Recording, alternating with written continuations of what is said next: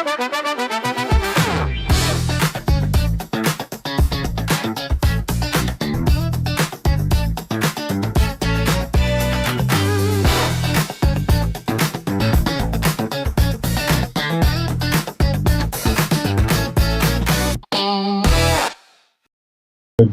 warahmatullahi wabarakatuh. Waalaikumsalam. Selamat datang di acara Nggak Nyangka.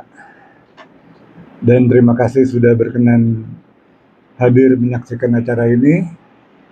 Acara yang mengupas peristiwa aktual dengan sudut pandang yang insightful. Mudah-mudahan benar-benar nggak nyangka.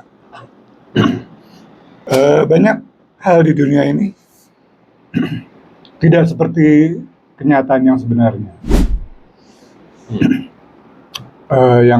Yang kita kira lembut, manis, ternyata nggak begitu. Misalnya dulu kita menyangka Iran itu agresor, ternyata perkembangan situasi memberitahu kita bahwa Iran itu hanya korban. Dulu kita menyangka bumi ini datar. Dulu kita menyangka bumi ini pusat tata surya, ya. Matahari mengelilingi bumi. Selama berabad-abad kita menyangka seperti itu, ternyata salah. Ya. Ternyata bumi ini hanya sebutir debu di belantara semesta. Nah, mungkin seperti itu juga realitas yang terjadi belakangan ini. Rupiah melemah, atau kalau dibalik dolar menguat. Dan yang bikin heboh, ya, suka nggak suka kenyataannya heboh, bahwa Presiden Prabowo Subianto mengatakan kita nggak perlu khawatir, mama di kampung nggak perlu khawatir, karena mama di kampung toh nggak belanja pakai dolar. Jadi tidak, itu dolar menguat dan rupiah melemah tidak berpengaruh kepada mama di kampung. Barangkali ada pendapat, kita sudah bisa minta pendapat dari, oh iya saya lupa perkenalkan, sorry banget saya lupa perkenalkan. Ini sahabat lama saya, Ustadz Fidi, yang sahabat debat sebetulnya, ya. Jadi kita seringnya ketemu untuk berdebat. Sobat diskusi. Iya. Bahasa halusnya diskusi, ya. Iya. Oke. Karena kami sering berseberangan pandangan. Mudah-mudahan nggak jadi musuhan walaupun kita sering berbeda pendapat. Gimana pendapat Bang Fidi tentang statement Presiden Prabowo Subianto? Baik, apa itu? Yang tadi? Ya. Bahwa sebenarnya Bahwa nggak ngaruh. Dolar nggak ngaruh. Iya, melemahnya rupiah dan menguatnya dolar nggak ngaruh kepada emak-emak di kampung. Kalau maksud yang sebenarnya silakan ditanyakan ke Pak Presiden, ya. Saya ya tahu.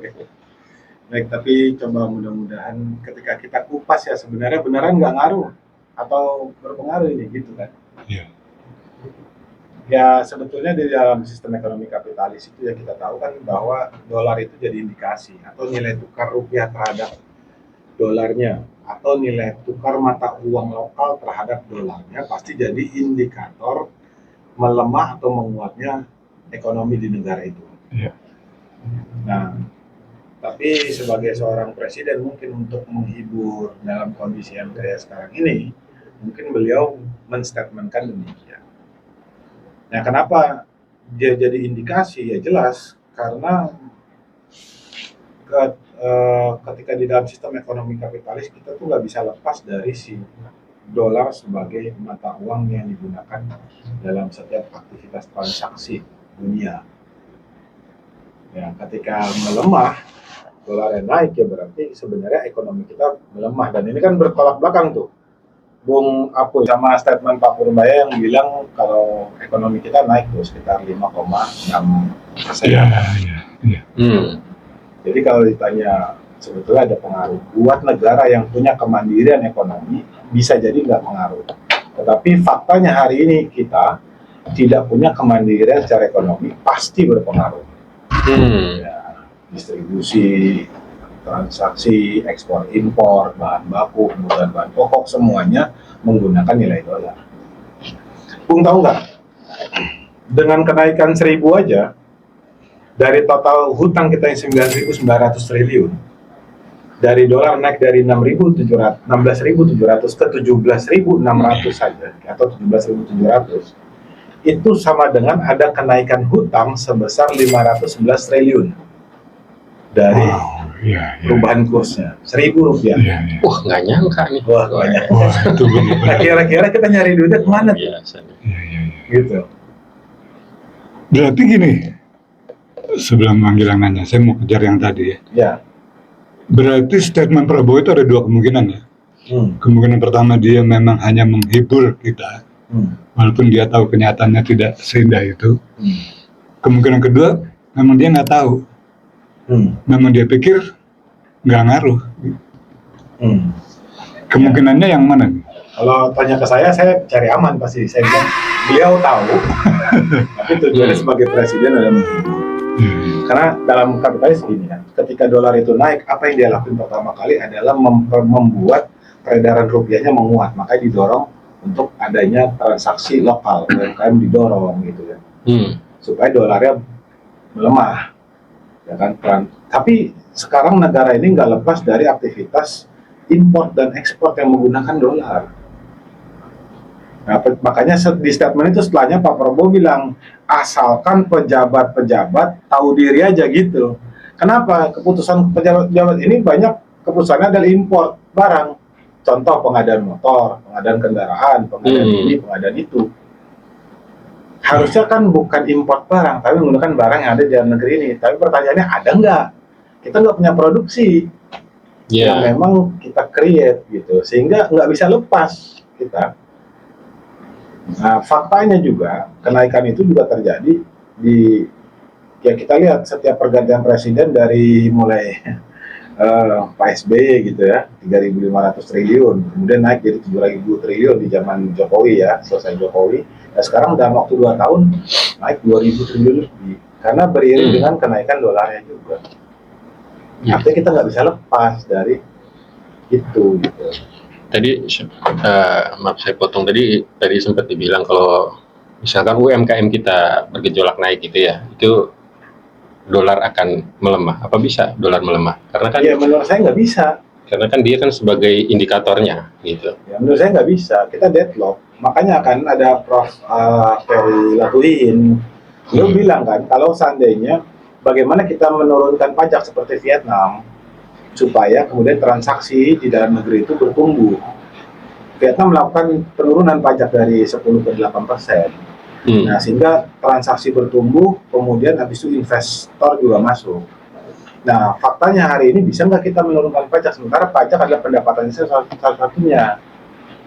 Aja baru naikin 1%, ya kan? Tapi menurunkan pajak menurut saya juga bukan solusi untuk kemudian menjadikan menguatnya mata uang rupiah. Kalau nggak salah, Profesor Lakuin juga mengatakan sebetulnya yang hendaknya dinaikkan pajak itu pajak yang menengah ke atas, gitu. Pajak buat orang kaya gitu ya. Kalau yang bawah kalau bisa diturunin. Jadi yang buat orang kaya aja, barang mewah dan sebagainya ya, yang dinaikin. Sehingga itu akan mungkin lebih berdampak gitu, kepada penguatan rupiah gitu. Ya, saya rasa juga para ahli ekonomi ngerti itu, tapi langkah itu tidak diambil. Kenapa? Karena pertimbangannya pasti banyak. Ada banyak resistensi yang mungkin nggak kuat ya Presiden Prabowo menghadapi kalau orang kaya yang dinaikin gitu ya. Ya kita lihat begini, kapan dolar itu kemudian menjadi banyak ya, menjadi tersebar, artinya nilainya menguat. Ketika suku bunga Amerika dinaikkan, sehingga orang yang tadi berinvestasi bukan di dolar, dia tarik semua investasi dipindahkan ke dolar. Suku bunganya dinaikkan. Nah, sehingga ketika dia berinvestasi ke dolar, dolarnya jadi banyak, pembelian dolarnya jadi banyak. Indonesia kita sempat coba untuk menaikkan suku bunga, tapi apa yang terjadi? Orang malah keep duitnya. Artinya malah justru sebaliknya, Ekonomi mandek ya. rupiah malah tidak beredar. Ininya jadi mandek. Jadi udah deadlock gitu. Saya rasa pemerintah nggak mungkin nggak, atau dalam sistem ekonomi kapitalis ya, kita bahas bagaimana ini menjadi solusi dalam sistem ekonomi kapitalis. Nah, kan ketika dolar naik, apa nih yang harus dilakuin? Ya udah, gimana cara supaya dolar yang sedikit, rupiahnya banyak. Tapi enggak, apapun jalan yang ditempuh tidak pernah bisa memuaskan.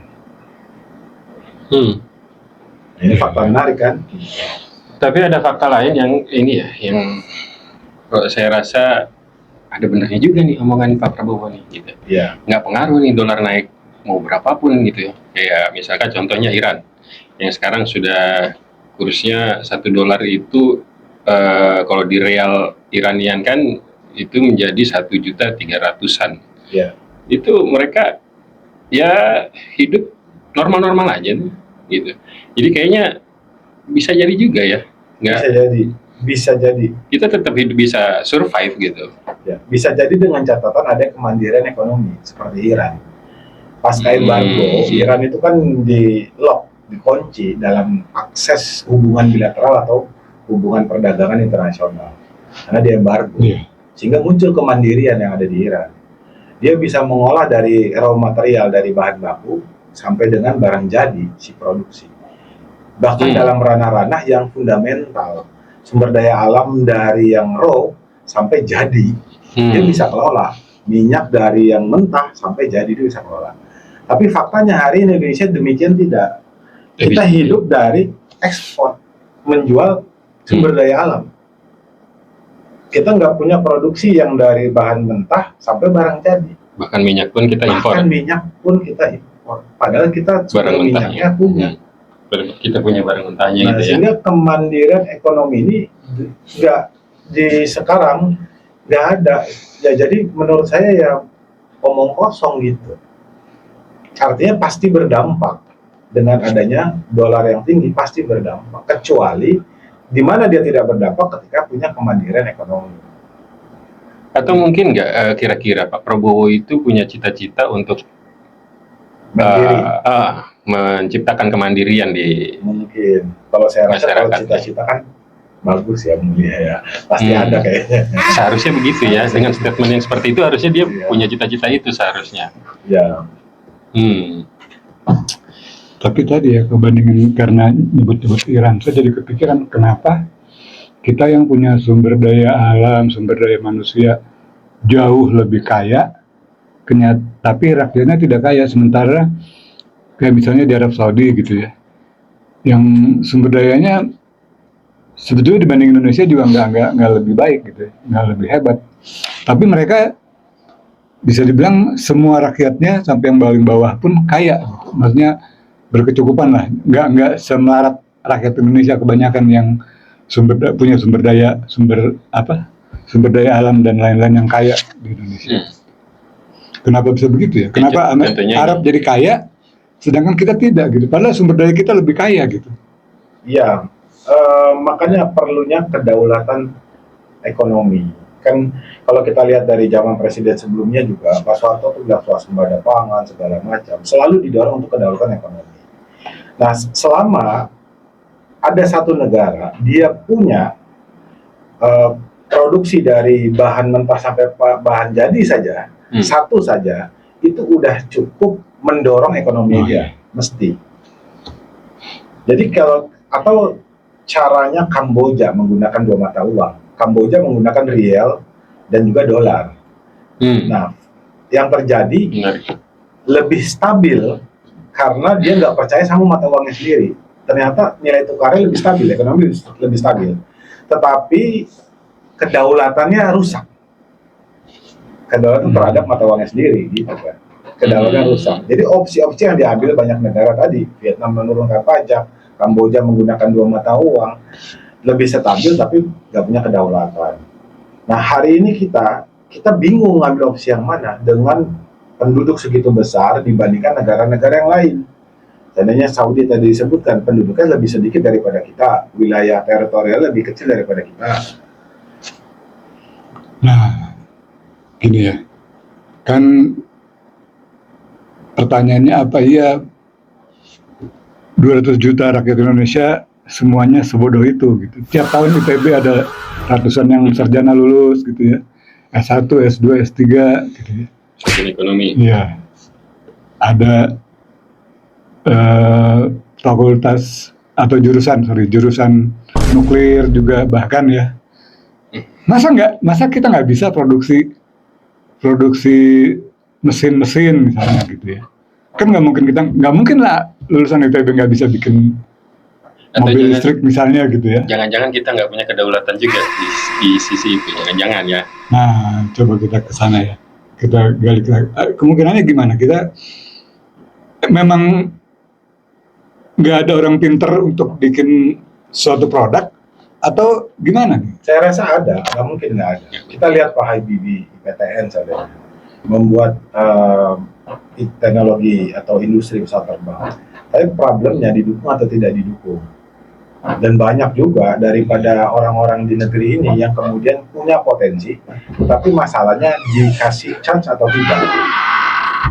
Iya. Nah ini kan makanya ini bukan lagi bicara individual atau person to person, tapi ini bicara sistem sebetulnya. Mereka deadlock dengan sistem yang digunakan dan mencari solusi melalui sistem yang digunakan, tapi nggak ketemu.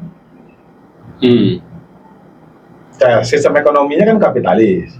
Nah, dengan teori ekonomi kapitalis itu mencoba mencari solusi terhadap permasalahan yang muncul dari sistem itu.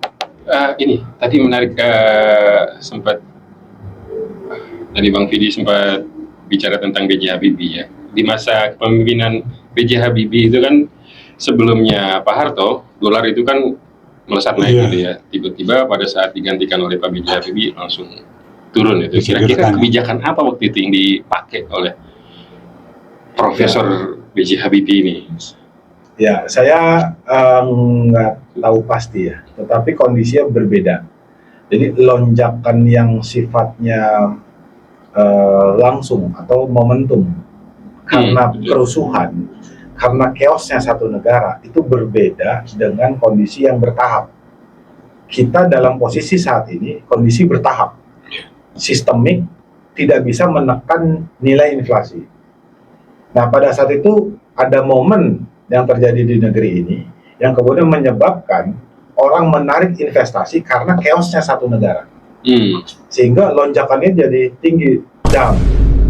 Nah, apa yang dilakukan? Ya menstabilkan politiknya dulu, lantas menstabilkan ekonominya setelahnya, sehingga redaman yang tadinya tinggi tadi kemudian berangsur menurun. Nah, itu hal yang biasa terjadi ketika negara dalam posisi reformasi. Jadi ada beberapa negara yang mengalami hal yang demikian, pasti akan berdampak nilai tukarnya melonjak tinggi.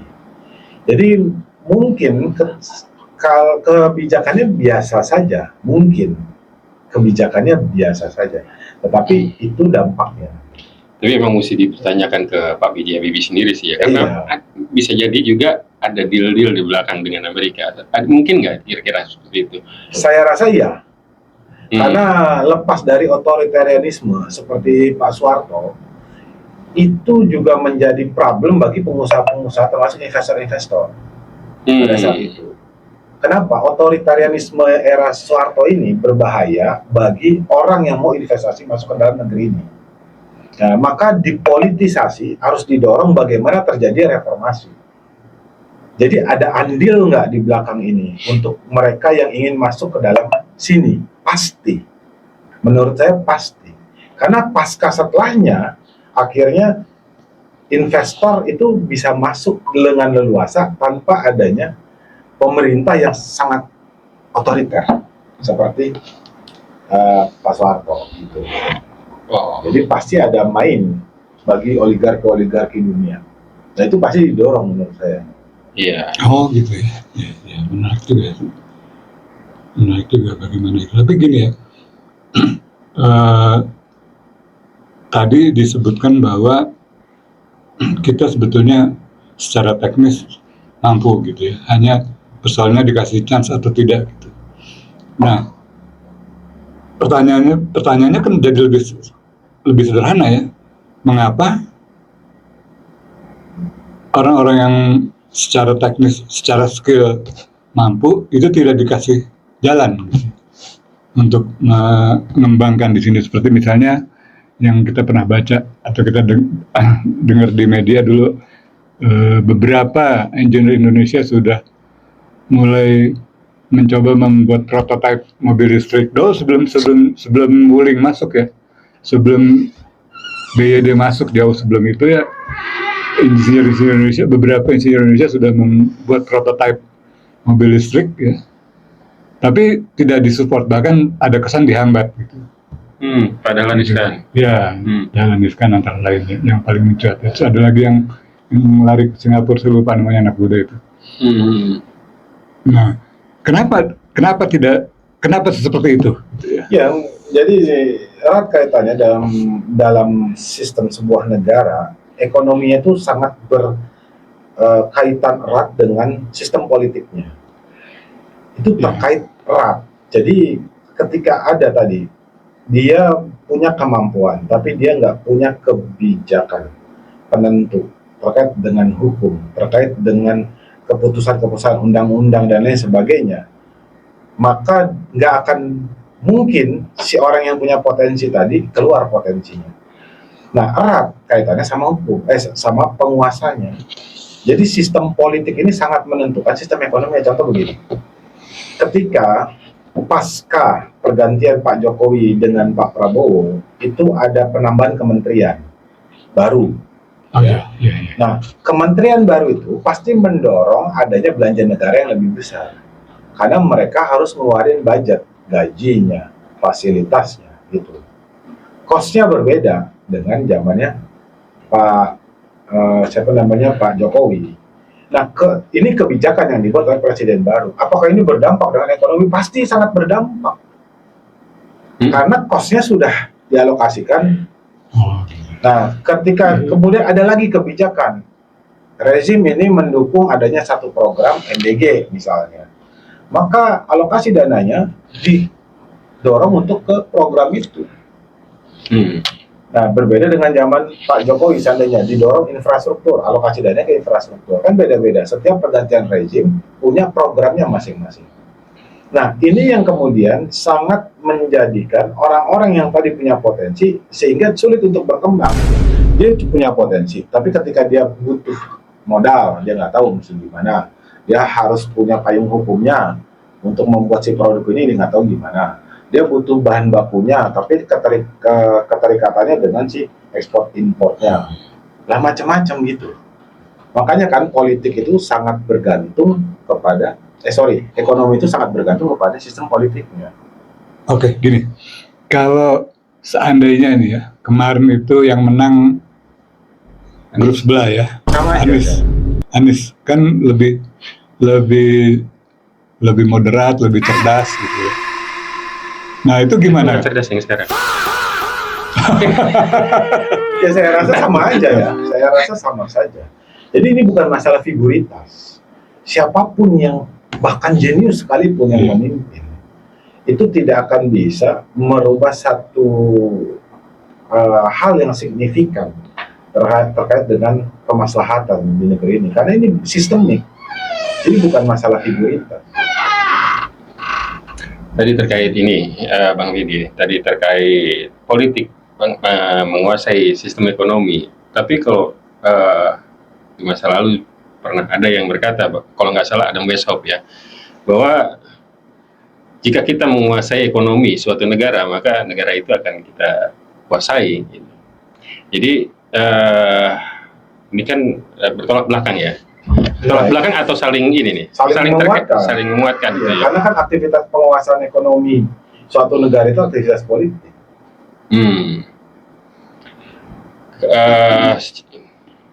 Secara sistemik ini berarti bisa dibilang nggak kalau bahwa Di dalam sistem ekonomi kapitalis sekarang yang Bang Vidi bilang tadi, kita bahwa berada di sistem ekonomi kapitalis ini ya. Bukankah si pemilik modal atau si investor inilah yang menguasai kebijakan-kebijakan politik di sebuah negara gitu? Iya, pasti. Jadi ketika dalam indikator variabel sebuah sistem ekonomi, kita sebutlah sekarang ekonomi kapitalis, investasi itu jadi satu variabel pertumbuhan ekonominya.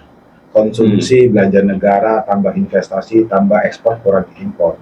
Nah, ini kan jadi variabel penentu pertumbuhan ekonominya. Maka seorang investor, dia dalam ekonomi kapitalis, dia punya tempat khusus tuh sebagai si pemilik modal. Namanya juga kapital, namanya juga kapitalis.